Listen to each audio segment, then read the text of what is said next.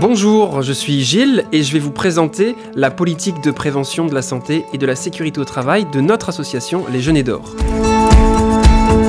La politique, c'est de préserver la santé et de garantir la sécurité des salariés, d'assurer les meilleures conditions de travail possibles en fonction de nos moyens. C'est aussi de rendre chaque salarié acteur de sa sécurité et de celle de ses collègues. Et enfin, de diminuer bien sûr le nombre d'accidents de travail. Cet engagement est évalué annuellement par un organisme extérieur.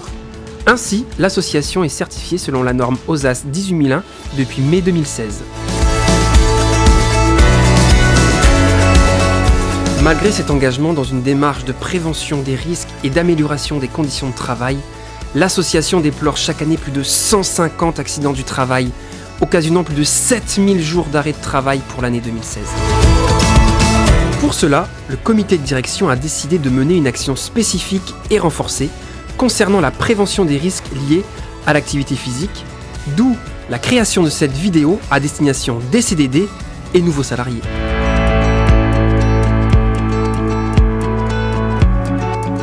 Bienvenue à cette séance de sensibilisation aux risques liés à l'activité physique.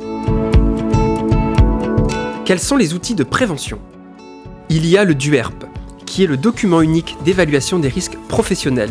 On trouve également l'analyse systématique des accidents du travail en lien avec le CHSCT. Un autre outil, le programme annuel de prévention des risques professionnels et d'amélioration des conditions de travail, reprenant les actions correctives et préventives issues des analyses des accidents de travail.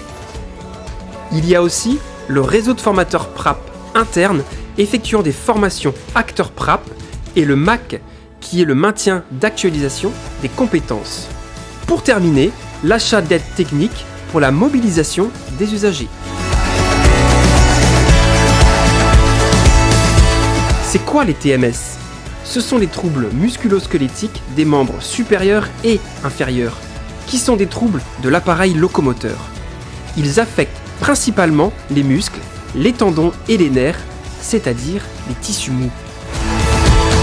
Quels sont les facteurs de risque de TMS? Il y a les facteurs biomécaniques, les psychosociaux, les organisationnels. Dans les biomécaniques, on retrouve les gestes répétitifs, le travail statique, effort excessif, position articulaire extrême.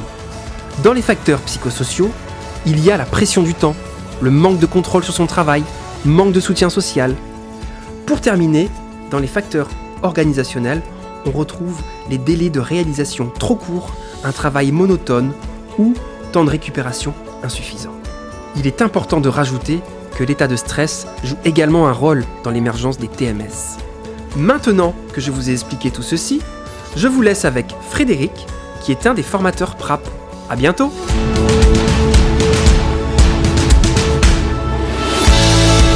Bonjour, je suis Frédéric, je suis formateur PRAP. La formation PRAP, c'est quoi?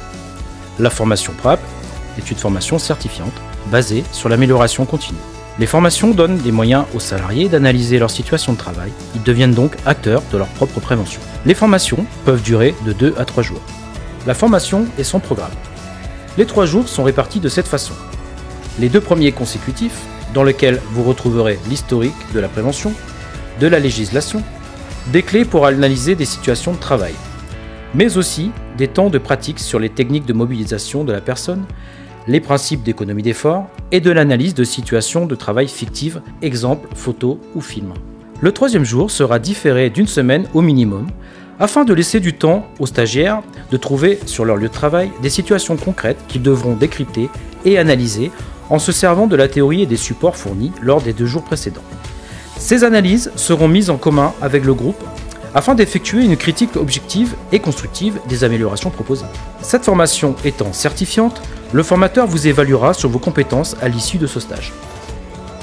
En fait, l'idée déjà, c'était d'avoir un peu des notions sur les risques qu'on peut avoir sur les différents lieux de travail. Et puis aussi, c'est tout ce qui est des notions sur les manipulations qu'on peut être amené à faire. Comment ne pas se blesser, se faire mal au dos. Et puis c'est également s'interroger sur diverses situations du quotidien qui peuvent poser des problèmes, même des fois des situations anodines. Donc moi je pense que ça serait vraiment utile que tous les corps de métier puissent passer cette formation, mais aussi même les personnes qui sont là ponctuellement ou en remplacement. parce qu'on se rend compte que on est tous exposés en fait.